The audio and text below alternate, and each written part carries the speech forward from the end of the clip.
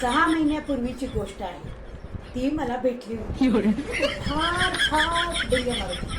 मला ₹1,00,000 पेन्शन येत आहे, माझी 2-2 घरं झाली आणि मी फार खुश आहे, मला काय कमी नाही असं म्हणत होती. नंतर मी परवा असं जात होते रस्त्यावर, असं काहीतरी काम होतं माझं, म्हणून मी असं जात होते. एक ठिकाणी मला बोर्ड दिसला, इडली ₹20, पोळी ₹40, चटणी एवढ्याला आणि परत वडा ₹40.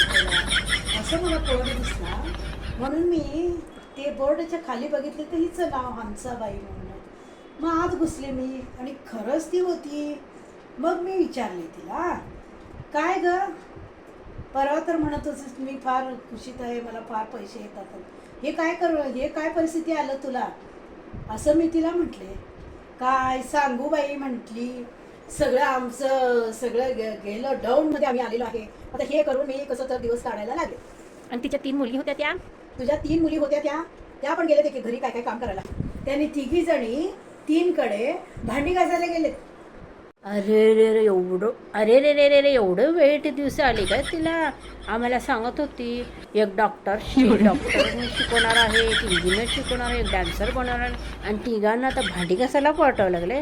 राहते कुठं, झोपडपट्टीमध्ये? कुठं राहते? झोपडपट्टी. बापरे. आणि दोन्ही बंगले काय झाले तिचे? ते काय झालं, गेले ते. नवरा काय करतो म्हणून विचारले मी, तो वॉचमनगिरी करतो म्हणे. पूर्ण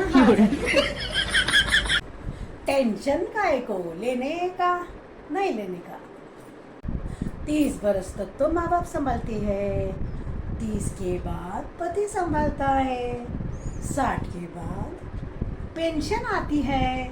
फिर क्यों कोई काम करना चाहिए, आराम मजे ले लो, मजा करो, खाओ पियो, मजे करो, मजे में रहो. टेंशन काय को लेने का नहीं लेने का.